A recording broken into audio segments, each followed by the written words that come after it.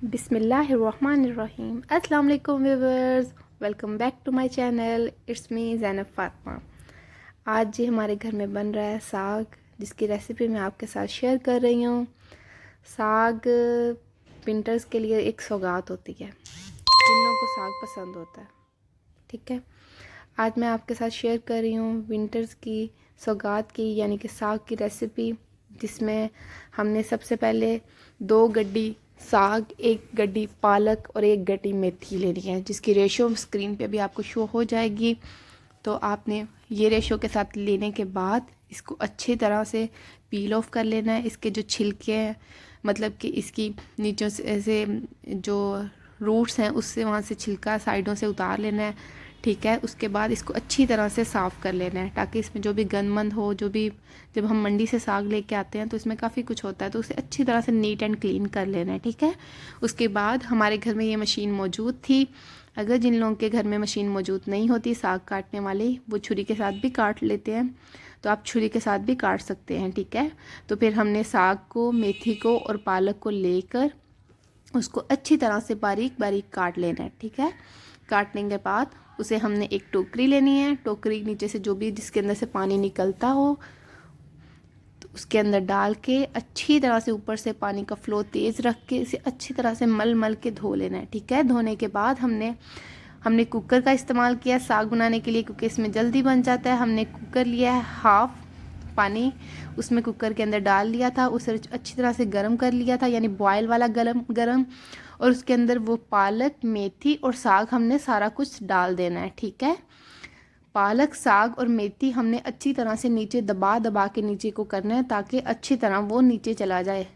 ठीक है, डालने के बाद हमने इसका कुकर बंद कर देना है। तकरीबन हमने कुकर को 2 घंटों के लिए इसे बंद कर देना है, और इसकी जो आंच है वो मीडियम से थोड़ी सी हाई फ्लो पे रख के इसके नीचे आग लगा देनी है। ठीक है, 2 घंटे के बाद जब हम देखेंगे कि साग हमारा तकरीबन अप्रॉक्सीमेटली गल चुका होगा, अगर हमें ना भी गला हो तो फिर हम इसे हाफ़ एन आवर के लिए दोबारा से मतलब कि इसको कुकर बंद कर देंगे। ठीक है, यहाँ पे हमने सारा अच्छी तरह से साग इसके अंदर डाल लेना है।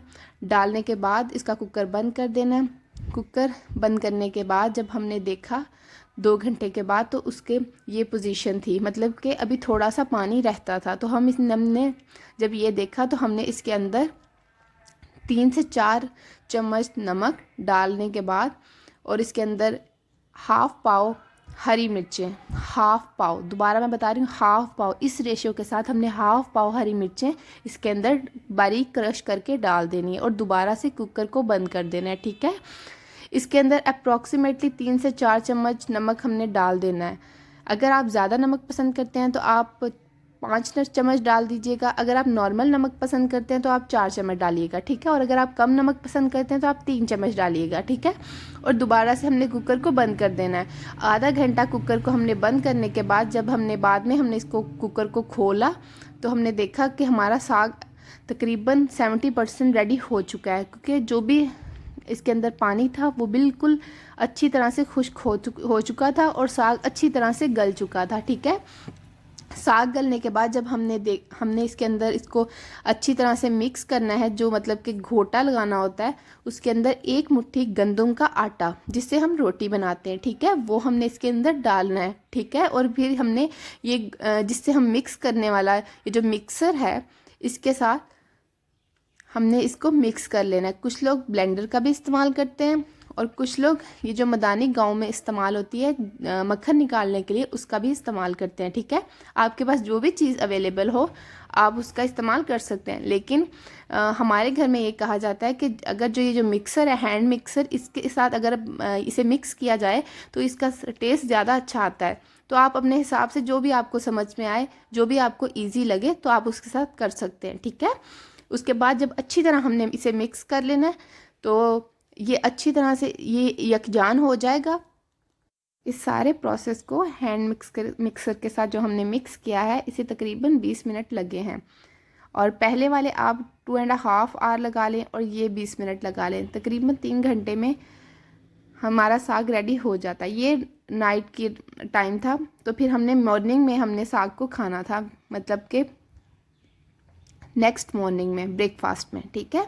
उसके अंदर फिर हमने इसको तड़का लगाने के लिए हमने तकरीबन 4 से 5 चम्मच जो हैं बड़े वाले देसी घी के लिए, और उसके अंदर हरी लहसुन भी आप ले सकते हैं, और घर वाली लहसुन जो देसी लहसुन होती है जो हम हांडी वगैरह में इस्तेमाल करते हैं, हम वो भी ले सकते हैं। उसे बारीक बारीक काट के उसे ऑयल मतलब घी में फ्राई कर लें, ठीक है। जब इसका कलर चेंज हो जाए तो हम इसके अंदर साग जितना भी हमने खाना है वो हम सारा डाल दें। हम ताज़ा तड़का लगा के साग को खाना पसंद करते हैं। अगर आप एक दफ़ा ही सारे को तड़का लगाना चाहते हैं तो आप एक दफ़ा ही लगा सकते हैं सारे साग को, लेकिन इस तरह से मतलब कि अगर हम लोग जिस मॉर्निंग में हमने साग को खाना होता है हम उसी टाइम तड़का लगाते हैं उतना, और उसका मतलब कि उसको खा लेते हैं, ठीक है। इस टाइम से पहले अगर आप इसमें टमाटर भी डालना चाहते हैं तो आप डाल सकते हैं। हमारे घर में टमाटर को इतना पसंद नहीं किया जाता, मतलब उसका फ्लेवर साग में वो कहते हैं, घर वाले कहते हैं कि इतना अच्छा नहीं आता, तो हम लोग टमाटर नहीं डालते। अगर आप डालना चाहते हैं तो आप डाल सकते हैं, ठीक है। फिर हम इसे अच्छी तरह से मिक्स कर लेंगे ताकि साग और जो घी है वो मिक्स हो जाए अच्छी तरह, और सारे साग के अंदर अच्छी तरह से डिस्ट्रीब्यूट हो जाए जो घी है, ठीक है। और इसे ना हम लोग मीडियम फ्लो पे ही आग को रखेंगे और फिर इसको ना फ्राई कर लेंगे। तकरीबन 5 से 10 मिनट तक अच्छी तरह से हम इसका चम्मच हिलाते रहेंगे, और इसके अंदर फिर हम इसके अंदर डालेंगे धनिया। जितना भी आपको पसंद है आप अपने हिसाब से ज़्यादा या कम मिकदार को कर सकते हैं, ठीक है। फिर हम इसके अंदर डालेंगे धनिया। धनिया डालने के बाद हम इसके अंदर इसको अच्छी तरह से मिक्स कर लेंगे, ठीक है। इसे अच्छी तरह से मिक्स करने के बाद हमारा साग रेडी हो चुका है, ठीक है। इसे अच्छी तरह से तकरीबन हमने 2 से 3 मिनट तक मिक्स करना है और फिर हमारा साग रेडी हो जाएगा, ठीक है। साग रेडी करने के बाद मैंने साथ ही सोचा कि मतलब कि हम लोग साग के साथ लस्सी और पराठा बहुत शौक़ से खाते हैं। अगर आप भी खाते हैं तो आप भी फिर बना लीजिएगा। तो मैंने फिर साथ में लस्सी बनाई और दही वाली लस्सी बनाई, और फिर उसके बाद मम्मा ने मेरे लिए एक पराठा बनाया देसी घी का। हम मतलब साग में भी देसी घी का ही इस्तेमाल करते हैं और हम पराठे के अंदर भी, क्योंकि हम लोगों को टेस्ट डेवलप हो चुका है देसी घी का, तो हम लोगों को देसी घी बहुत ही ज़्यादा पसंद है। अगर आपको भी पसंद है और अगर नहीं पसंद तो आप डालडा का इस्तेमाल कर सकते हैं या किसी भी मतलब घी का, अच्छे से घी का इस्तेमाल कर सकते हैं तड़का लगाने के लिए भी और पराठे के लिए भी, क्योंकि साग मोस्टली लोग पराठे के साथ ही पसंद करते हैं और ये अच्छा भी पराठे के साथ ही लगता है। तो यहाँ पे मेरा पराठा रेडी हो रहा है, मेरी मम्मा मेरे लिए पराठा रेडी कर रही हैं और मैं लस्सी बना चुकी थी, और साथ में यहाँ पे ऊपर और नीचे दोनों तरफ मम्मा ने घी अच्छी तरह से देसी घी लगाया है और मेरा यहाँ पे पराठा रेडी हो रहा है। उम्मीद है कि आपको आज की रेसिपी अच्छी लगी होगी। अगर अच्छी लगी है तो मेरे चैनल को लाजमी सब्सक्राइब कीजिएगा और लाइक कीजिएगा, और कमेंट सेक्शन में नीचे कमेंट्स लाजमी कीजिएगा, और घर में ये रेसिपी ज़रूर ट्राई कीजिएगा, ठीक है। यहाँ पे मेरा पराठा रेडी हो गया था और मैं नाश्ता करने लगी थी, और यहाँ पे बहुत ही टेस्टी साग बना था पराठे के साथ और लस्सी के साथ। मैंने इसे एंजॉय किया, ठीक है।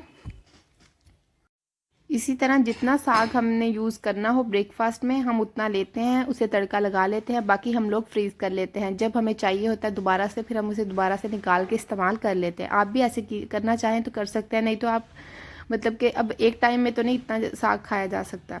चलें जी, आज की रेसिपी यहीं पर ख़त्म होती है। यहाँ पर मैं चाय एंजॉय कर रही थी। मिलते हैं नेक्स्ट रेसिपी के साथ और एक नए व्लॉग के साथ। ओके जी, अल्लाह हाफ़िज़।